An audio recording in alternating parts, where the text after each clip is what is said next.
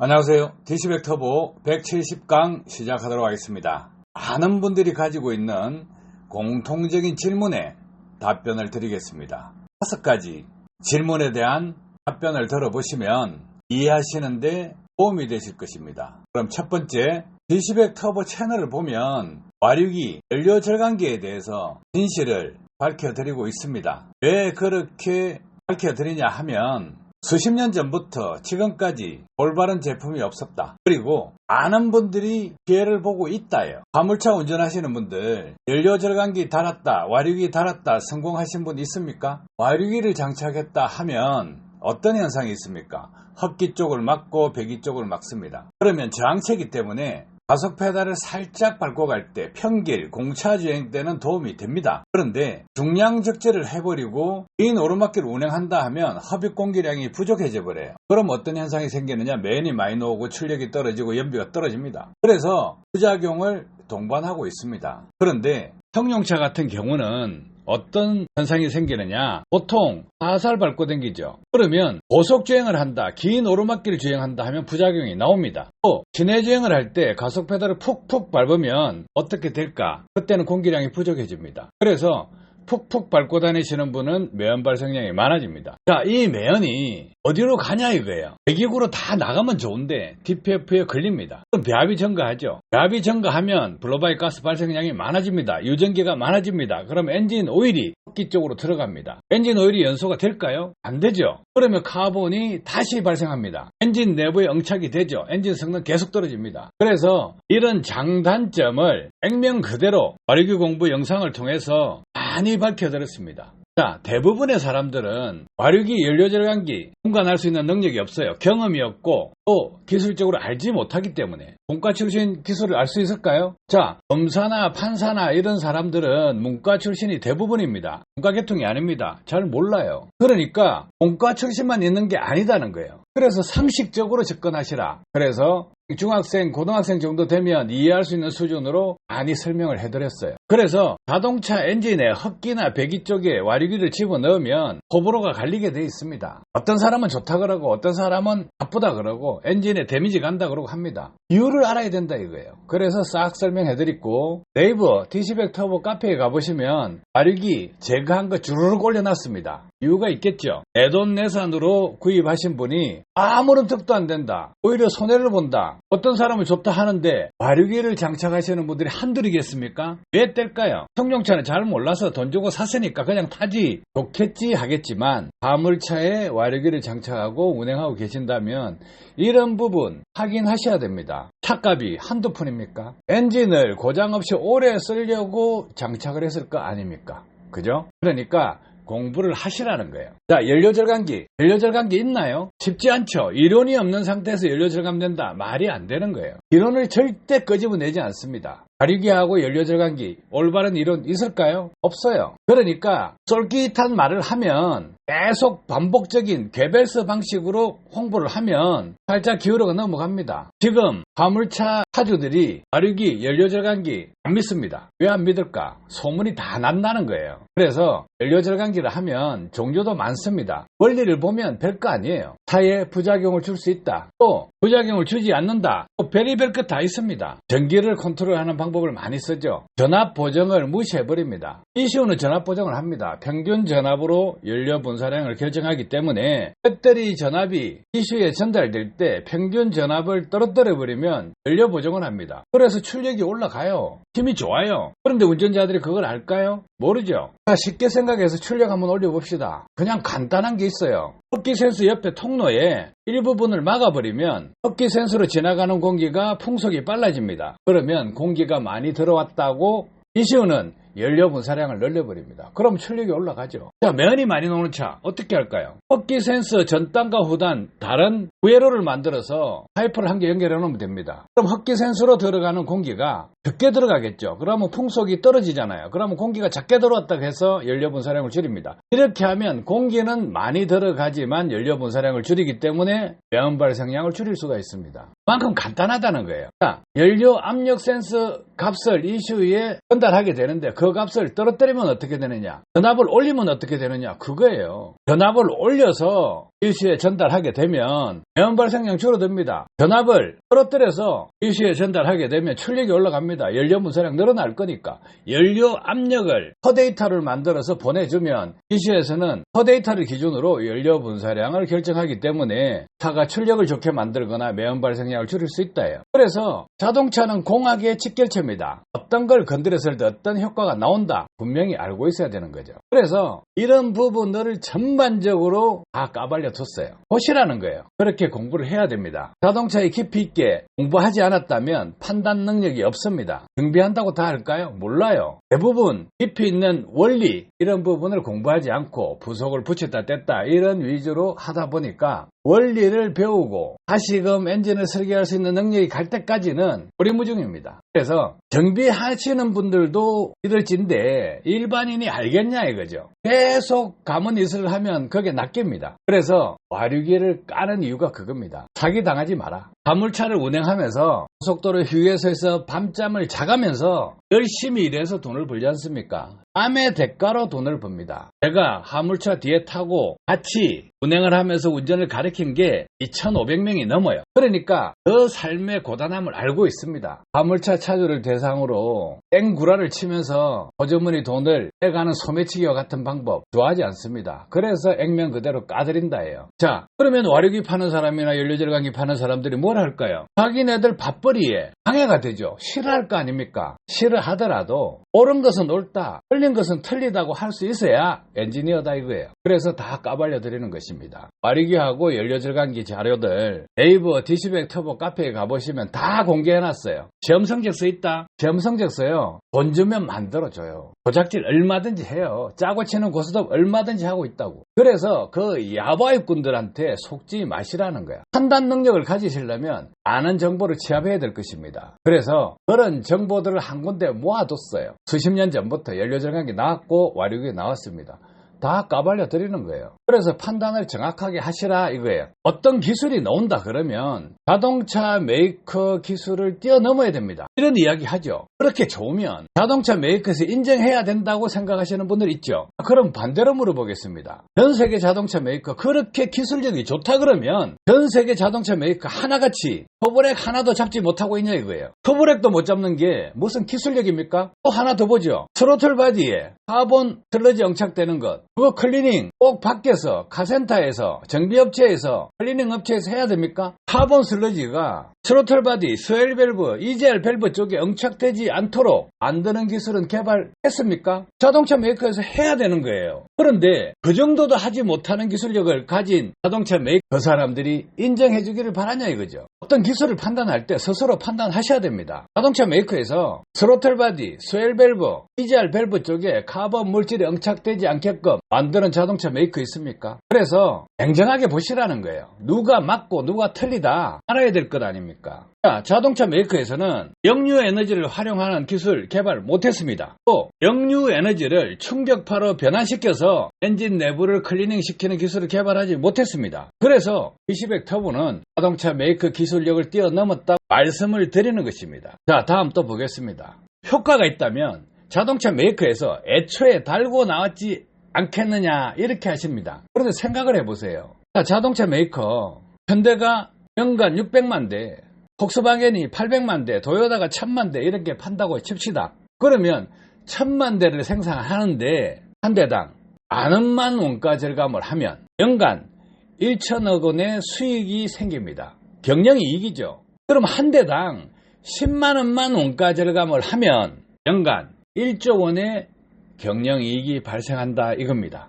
그러면 생각을 해보세요. 어떻게 하면 원가 절감에 치중할 것이냐예요. 그래서 원가 상승이 되는 기술은 쉽게 도입할 수 없는 것입니다. 어떻게 하면 카피를 할까, 도용을 할까, 응용을 할까, 거국리를 하지 기술 도입 가능하면 하지 않습니다. 자동차 메이커 아닌데 자동차 메이커에서 납품하는 회사들, 글로벌 기업들입니다. 보쉬, 델파이 이런 업체들은 자동차 메이커에 납품을 합니다. 그만큼 글로벌 기업으로 돼가 있다는 거예요. 그래서 자동차 메이커에는 신기술이다 하면 어디서 찾느냐? 국내 자동차 메이커는 해외 자동차 메이커에서 생산한 자동차를 수입을 하든지 일반 소비자가 구매한 자동차를 빌려서 다 뜯어보고 조립해서 주든지 이렇게 합니다. 그래서 카피하는 게 기술의 보고였습니다. 금강이죠. 그런데 그 한계를 넘어섰다 하면 어떻게 해요?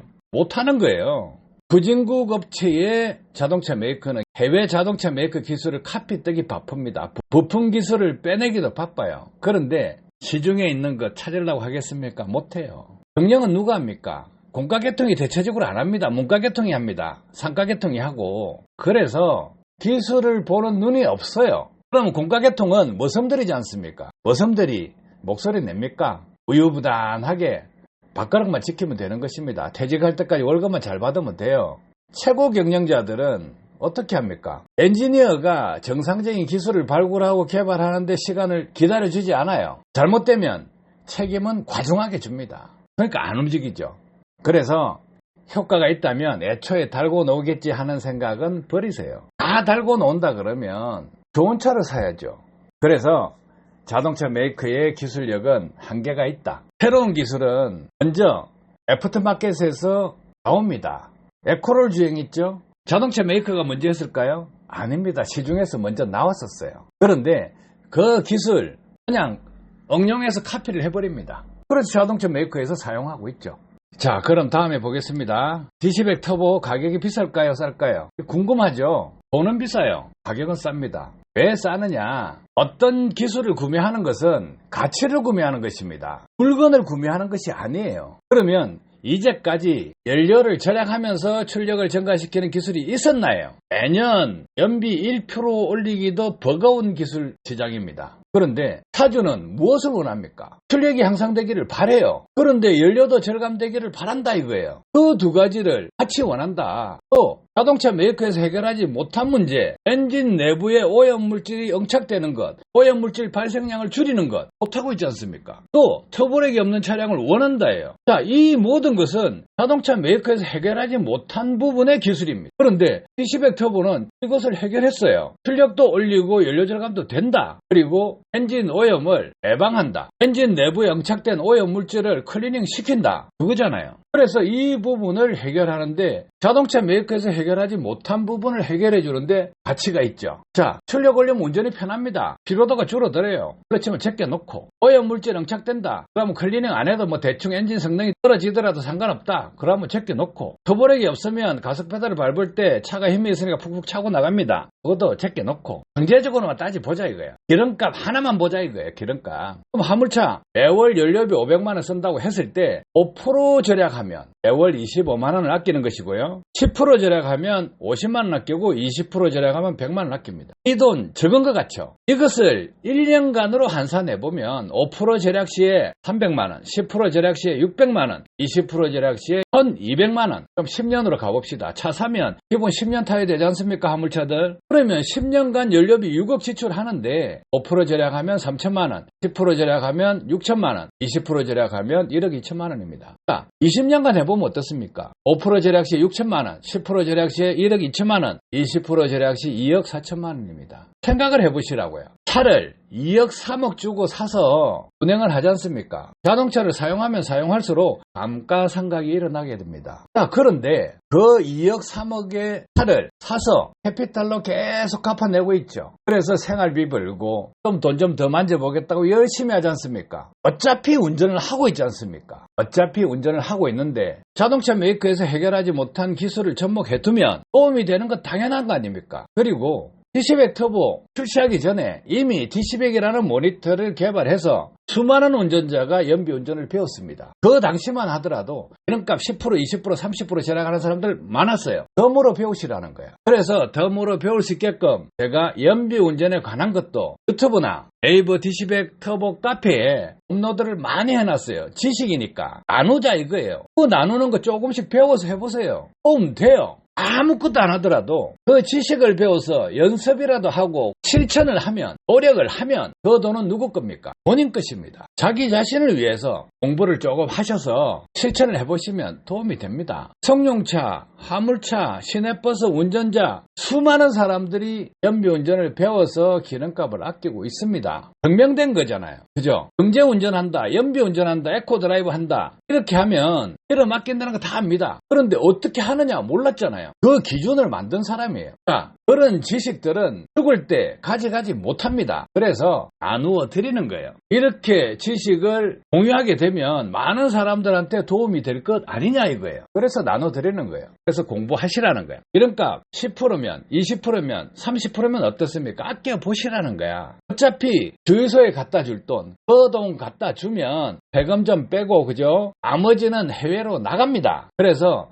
낭비를 하지 말자. 국익 차원에서요. 그래서 공유를 해드리는 것입니다. 자, 출력을 향상시키면 운전 피로도 감소합니다. 오염물질 응착에 따른 엔진 성능 저하 예방할 수 있어요. 그러면 엔진 성능 저하로 인해서 발생하는 정비비, EGR, 터보차저, 엔진 클리닝, 디페퍼, 보링 이런 부분도 절약할 수 있어요. 도움이 됩니까 안 됩니까? 긴가민가 할 필요가 없어요. 정상적으로 효과 있는지 없는지를 확인하시려 그러면 유튜브 보시던가 네이버 D1000 터보 카페에 올려진 자료들을 보세요. 그리고 관심이 있는 사람과 소비자분들이 다 편하게 글을 쓸 수 있게 해놨습니다. 공개라는 거예요. 숨어서 짜작짜작 하지 않는다예요. 왜? 소비자는 대우를 받아야 됩니다. 어떤 대우요? 지식을 계속 받을 수 있는 루트를 줘야 되고 정보를 많이 알려드려야 됩니다. 대우를 받게끔 해줘야 된다는 거예요. 지금까지 마력이나 연료절감기나 자동차 관련된 제품을 장착한 사람들이 대우를 못 받아요. 바보라 그래요. 팔랑기라 그래요. 왜 그럴까? 그분들의 인격을 지켜주기 위해서 노력하는 업체는 없었다예요. 그냥 야바이꾼들한테 속았다는 거죠. 인격을 지켜줘야 됩니다. 그래서 D1000 터보를 사용하는 고객들에게 인격을 지켜드리기 위해서 많은 정보를 공유하고 있어요. 절대 허접들한테 무시당하지 마라 이거예요. 오히려 당당해져라는 거예요. 무조건 이겨야 됩니다. 왜 이겨야 되느냐? 바보들한테 질 필요 없잖아요. 자동차 메이커 안에도 바보들 많습니다. 일반 시중에도 바보들 많아요. 왜 바보들한테 지어야 되냐? 또 사기꾼한테 왜 져야 되냐 이거예요. 당당하게 이겨야죠. 그래서 투명하게 할 말 다 해버립니다. 그래서 당당하게 아닌 것은 아니다, 틀린 것은 틀리다고 이야기하는 것이 D1000 터보입니다. 자, 그러면 사주분들이 고민을 한번 해봐야 되겠죠. 검토를 한번 해봐야 되겠죠. D1000 터보 유튜브 채널에 영상이 700개 이상입니다. 많이 올려놨죠. 불과 2년도 안 됐습니다. 그만큼 많이 올려드렸어요. 네이버 D1000 터보 카페에도 많은 자료를 지금도 업로드하고 있습니다. 경험에 의한 지식을 공유해서 인류의 보탬이 되고자 하는 것입니다. 그래서 많이 공개를 해줍니다. 경험치를 드리는 거예요. 자, 그러면 효과 있다 없다는 유튜브 채널이나 네이버 카페 가서 확인하시고, 이 차주분들이 또 궁금한 부분이 있을 거예요.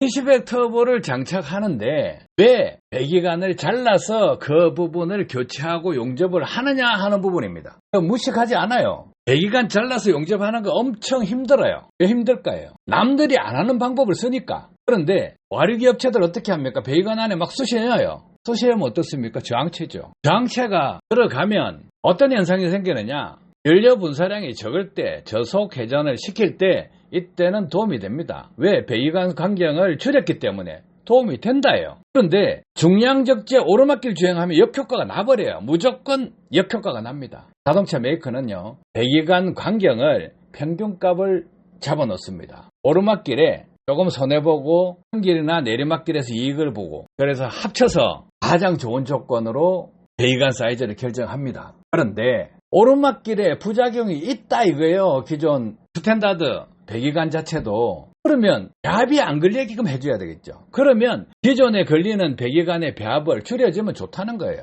그렇게 해서 오르막길 내리막길도 다 전반적으로 다 해결해 줘야 됩니다. 배기 압력을 낮추는 작업을 해야 된다 이겁니다.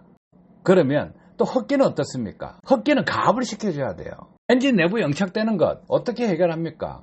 해결하려면 연소율을 높여야 돼요. 연소율을 높이려고 그러면 터빈 회전 속도가 빠르게 돌아야 돼요. 가압이 돼야 연소율이 높을 거 아닙니까? 그래서 배기관 안에 집어넣는 짓은 미친 짓이라고 생각하고 안 합니다. 그건 바보들이 하는 거야. 그래서 배기관 안에 쑤셔 박아가지고 이득 본 사람이 있습니까? 긴가민가 좋은 것 같아. 그거는 중량적재가 아니고 평길 주행하는 사람들. 그 사람들은 좋다고 합니다. 그런데 중량적재하고 오르막길 한번 타보세요. 좋다는 소리 입에서 절대 안 놉니다. 아셨죠? 그러면 이 장착 위치도 다 틀립니다. 다 엔진을 보고 엔진 배기관 사이즈, 배기량 이런 걸 보고 작업 위치가 가장 좋은 자리를 결단을 해서 제품을 삽입하고 용접을 해서 하는 것입니다. 수시에 오면 될까요? 안 돼요. 왜? 그 관이 평균값입니다. 평균값 안에 그 안에 집어넣어버리면 평균값 이하로 떨어져 버리죠. 그럼 좋을 게 뭐가 있냐요.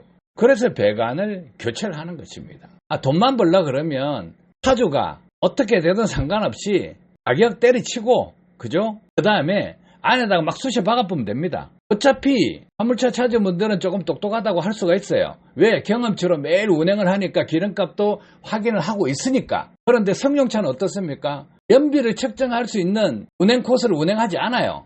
매일 같은 길을 왔다 갔다 합니까? 기름을 잽니까? 안 재요. 일주일에 기름 한 번 넣는 사람도 있을 거고 한 달에 기름 한 번 넣는 사람도 있습니다. 그래서 어떤 길을 운행했는지 도로 조건, 교통 상황 모든 것을 복합적으로 해서 연비가 절약된다, 출력이 좋아졌다, 이거 기준이 없다는 거예요. 그러니까 복골복입니다. 장착을 하고 와류기를 쑤셔 박아서 운행을 하다 보면 좋다는 사람도 있고 안 좋다고 떼는 사람도 있잖아요. 그래서 100명이면 100명 다 만족을 시켜야 됩니다. 그래야 올바른 기업이 될 수 있다는 가치관을 가지고 있어요. 그리고 정직해야 됩니다. 진실돼야 됩니다. 소비자를 속일 수는 없는 거예요. 양심을 속일 수가 없는 거예요. 그래서 있는 그대로 투명하게 해드리는 것입니다. 진실된 정보를 알려드리는 거예요. 나눌 수 있는 지식은 나눕니다. 톡 까놓고 숨길 게 뭐가 있나요? 그냥 FM대로 하는 거죠. 속이지 말자예요. 아셨죠? 그래서 대체적으로 이 정도 해드리면 궁금증은 해소될 겁니다. 나머지 기술적인 부분은 디시백 터보 유튜브 채널이나 네이버 디시백 터보 카페를 보시면 판단하는데 어려움이 없을 것입니다. 갈팡질팡 하시는 분들 이해합니다. 수많은 연료절감기 사기꾼들, 수많은 와류기 사기꾼들한테 다 속아봤고 그 속은 사람들이 자기 주위에 다 있다는 거예요. 그래서 어떤 것을 선택하면 옆에 사람 눈치를 봅니다. 또 연료절감에 관심이 많고 원가절감을 해야 되고 아껴보자 하는 마음에서 막 구매해서 달아보는 사람도 있습니다. 그런데 집에서 가장이지 않습니까? 처음에는 와이프한테 이야기해서 저거 한번 해봐야 됐다, 좋은 것 같아, 그러면 의논을 합니다. 그럼 질러라 그럽니다. 용기 내서 질렀습니다.